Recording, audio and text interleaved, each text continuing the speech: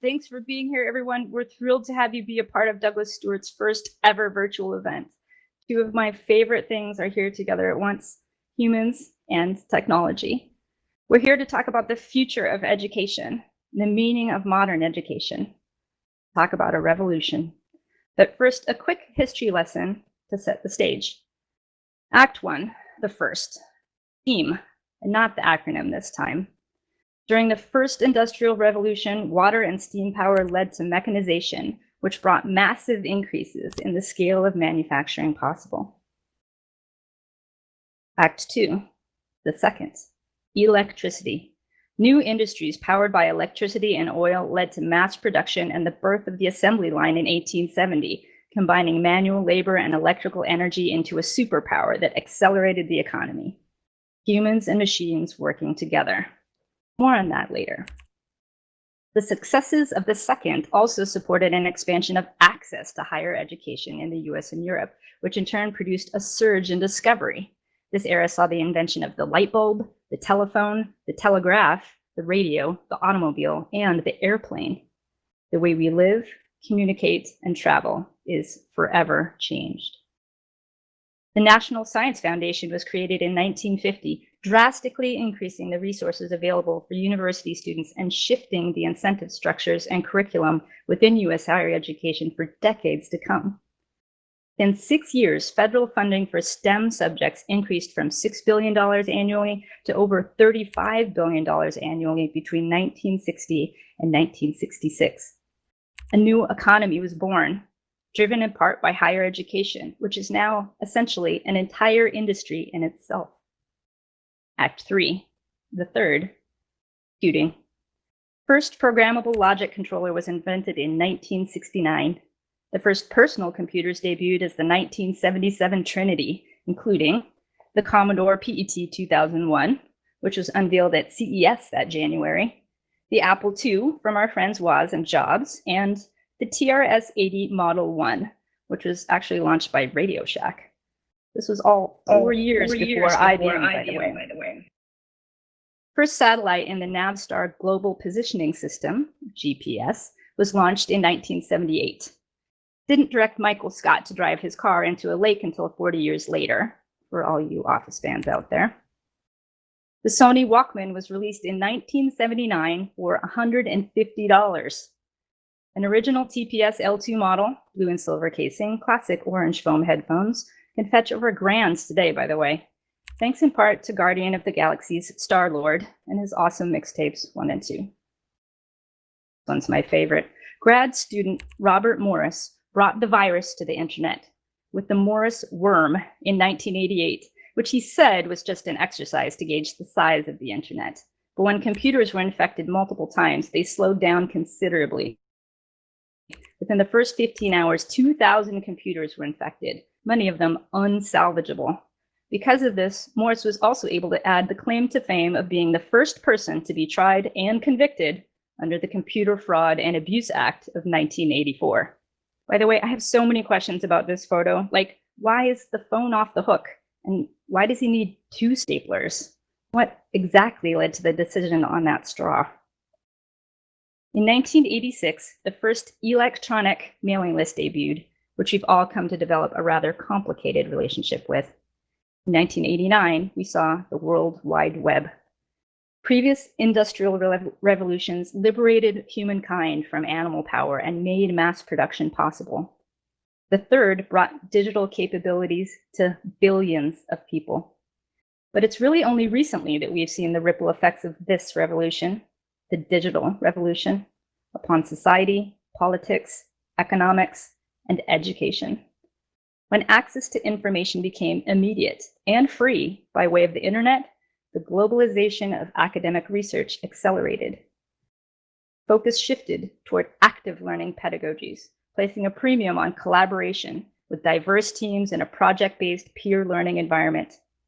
The diversity of student populations also increased during the third, with a 30% rise in enrollments for previously underrepresented groups. Trend we hope will continue. Equity of access to information by people across the globe. Inclusion of more students that were previously unserved. Better diversity within student populations for higher education. These are arguably some of the most important qualities of a strong, successful, modern education system and society. Qualities that so many of us here today are focusing on and doing our part to improve. But as recent history has shown, in a rather harsh light, there's still much work to do. So here we are, in the fourth. Cyber-physical systems are the hallmark of our present-day revolution. Blurring of lines between our daily lives and technology as it becomes embedded in society and even the human body, fusing of physical, digital, and biological worlds. Everyday things are now communicating with us and each other. The Internet of Things. Our cars are starting to drive themselves. Our experiences with technology are becoming highly personalized and customized as our devices learn from and about us. The world will change more in the next 20 years than it ever has before.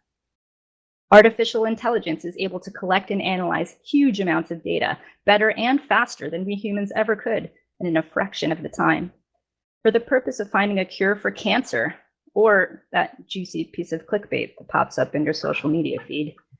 Because after all, the promise of technology does come with the risk of peril. So we need to have a plan. After the catalyzing technologies of steam and electricity were introduced in the first and second, decades passed before we saw the profound changes in society and education associated with those revolutions.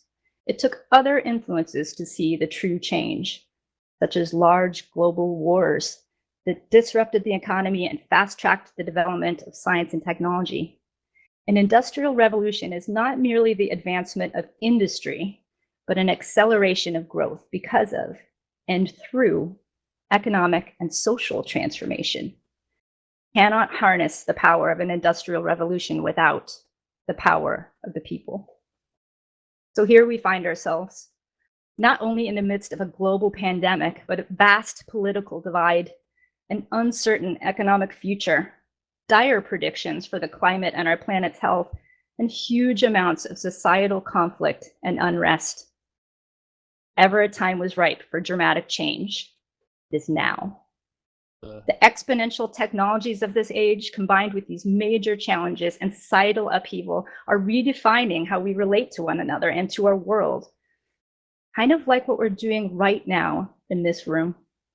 How we live and work and connect in our daily lives. How we educate our children. So what does the future look like for education?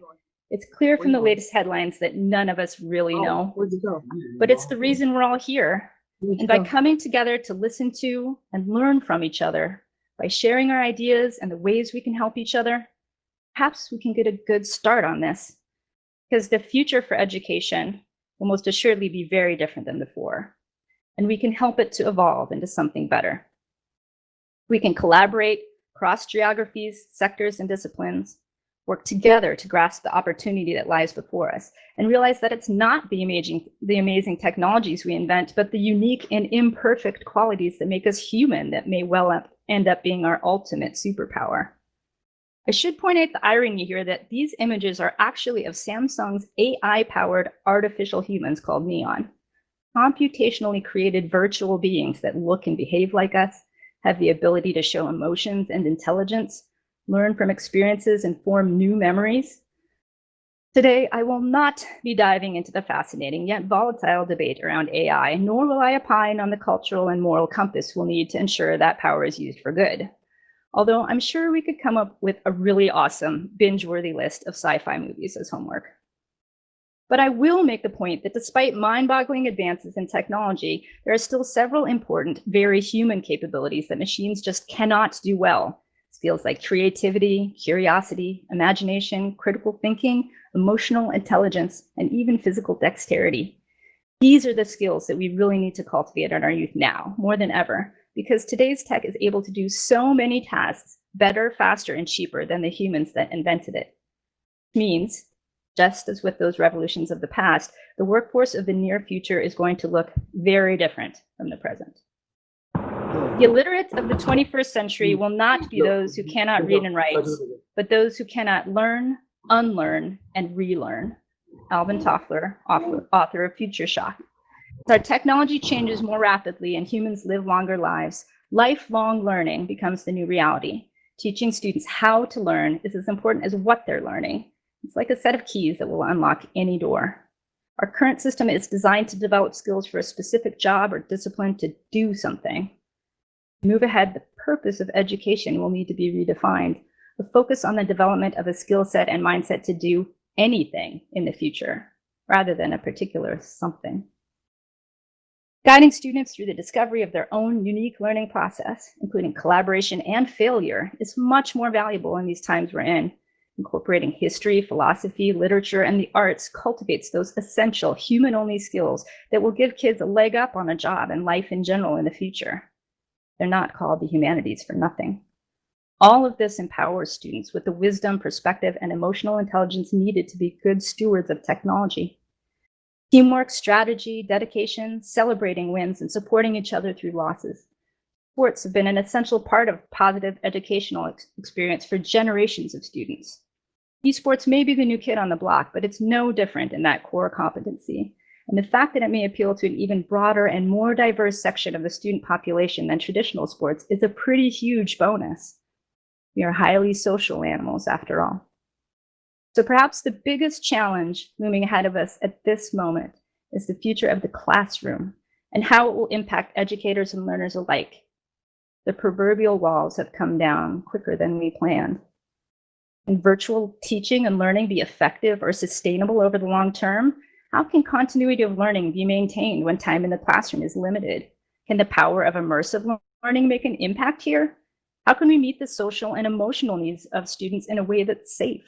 What about our students with special needs or limited resources? We can't leave them behind. Though we don't have the crystal ball, we need to know the exact answers about what lies ahead for the fall and into 2021. We're here to have that conversation together and to support each other on the rather twisting path ahead.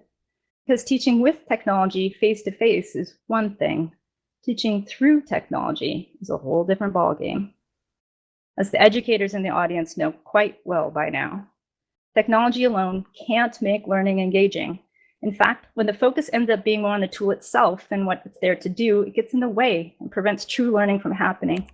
When it's most effective, education technology becomes a seamless, frictionless part of the learning experience. To get to that point, we'll need to support educators with the right guidance, strategies, and professional development as they help to reinvent our educational strategies.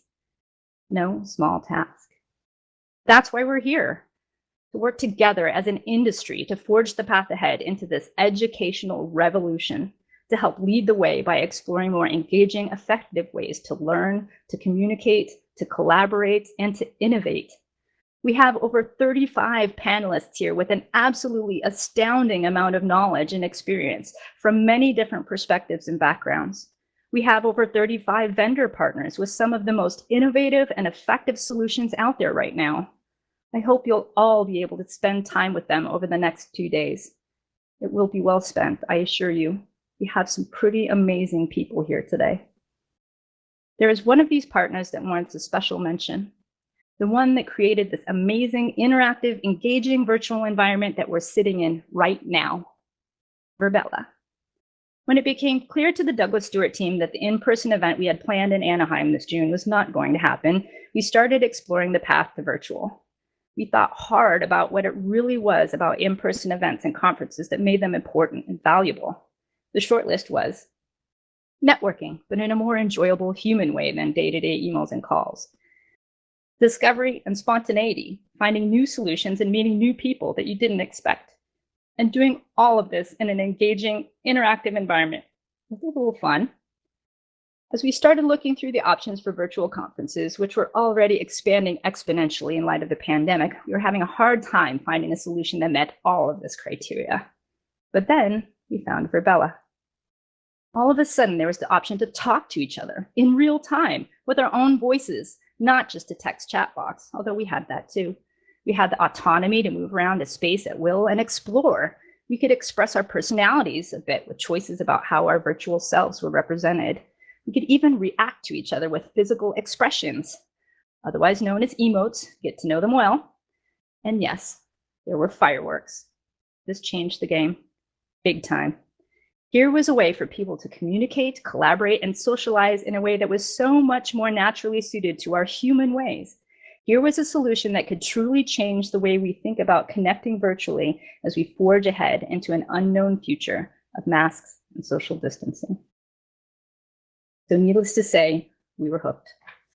Verbella team has thoughtfully considered what we really need to engage and connect with each other. And when technology is the right fit, it starts to disappear over time, helping us do the things we need and want to do in work and in life without us even noticing it, becoming almost invisible because it's helping us to stay human.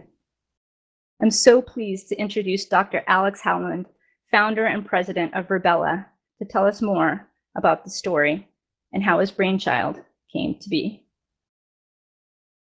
Wow, so well done, Sarah. Thank you very much. Such a great talk, and honored to be here with such a great audience. Thanks for that. That's incredible, and thanks for choosing Verbella. Sarah had asked me to give a little bit of the background in founding story on Verbella and where we're at and maybe where we're headed. As she mentioned, I'm Alex Howland, and I'm an organizational psychologist. Founded Verbella while getting my doctorate degree in organizational psychology from Alliant International University in San Diego. And what had happened is I had an email come across my desk as a student that GMAC, the owner of the GMAT exam to get into business school, actually put on a competition looking for 3 paragraphs on the best way to improve graduate management education. A colleague and I were fortunate to be second place in that competition and receive $25,000 that we could put in our pocket. But GMAC then said any university can apply to actually bring the idea to life. So we partnered with the University of California, San Diego, Rady School, their business school, and started creating Verbella. I'll give you a little sense. This picture, I think, depicts a bit of the original vision and what I discussed about creating a platform originally intended for MBA students around the world. I had been taking some classes, mostly in person, but I had a couple of online classes and really felt I was missing the social engagement and the social learning I was experiencing in my face-to-face classroom. I felt, if I'm not engaging with my peers, am I really engaged? Am I really committed to my education?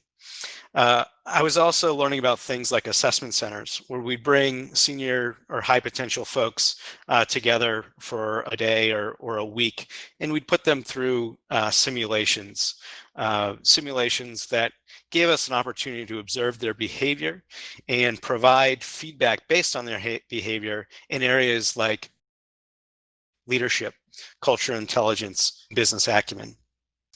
And we thought, they're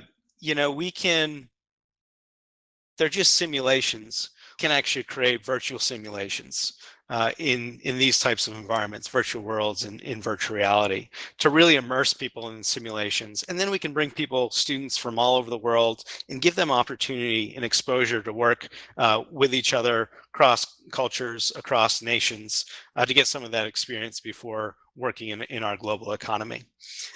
Myself included, was taking some classes in diversity and inclusion, and as a middle income, middle class white male, I could understand what was on the slides that the professor had at the front of the room, but I thought, until I'm really engaging with people from different cultures and nationalities, am I gaining empathy? Am I learning to be more culturally intelligent and understand how business works in different countries?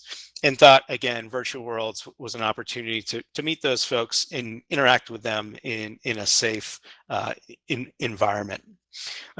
In the safe environment, it's a central place that we could all come to in the virtual world. We could have experiential activities, in those platforms that challenge not only our hard skills, but also our teaming and our emotional intelligence and leadership. Some of the soft skills that Sarah was mentioning are so important in today's technological age. Also gave some thought of, what type of assessment can the engine itself do around helping learners think and improve around some of those hard and soft skills, and can we give feedback. So under the grant, early days of Rebella, actually our first event ever was a bit ambitious. It was an international competition where we brought 32 MBA students together from 10 different countries. And we put them on teams of 4 where no two team members were from the same university or country. And you can see, some of the students, set up their avatars to look quite like themselves. These participants came from, respective, universities throughout the world. So it's pretty impressive to see their skill set and their knowledge. And what we had done back then is we integrated a automobile simulation into the platform, and the teams of 4 competed over about 16 hours. I think four 4-hour sessions that represented 20 quarters over 5 simulated years, and they participated in this, actually part of the grant funds. We did it for $50,000 to the winning teams. We also assigned each team, facilitator. In this case, it was either someone becoming an organizational psychologist, or they might already be an organizational psychologist, to observe teams and help facilitate teams, not while in competition, but before and after, to highlight, again, some of both the soft skill things that came up, as well as the business acumen functions. Here's an example of, us thinking about how we can do assessment. So different information was spread throughout the virtual world and in different areas, and we thought we could use heat maps to see, did people go look at the finance data? Did they go look at the marketing data before making their decisions in the respective lines? We also thought about communication patterns in cited research that showed that actually high-performing teams across many different constructs often have relatively equal talk time among team members. So we thought of ways to actually look at relative talk time without actually recording what folks were saying. It was interesting. This is actually a map of who is talking when and how loud across the 8 teams. Each row represents a different team.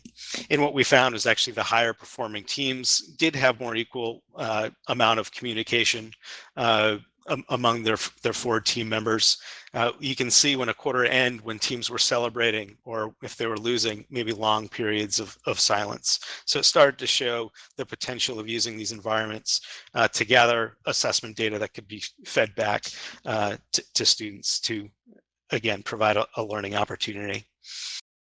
So that's some of the founding, history. And what was really cool about that competition, this actually might sound bad, but it was almost like watching reality television. People were clearly very immersed. We had group avatar hugs.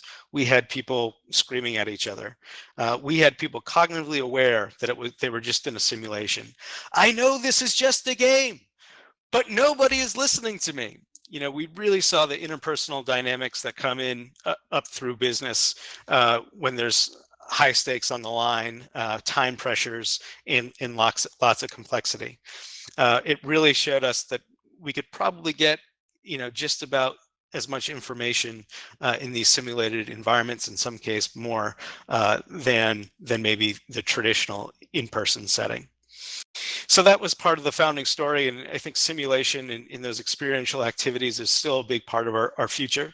What we've learned through the market is, the market really wanted some foundational, elements first.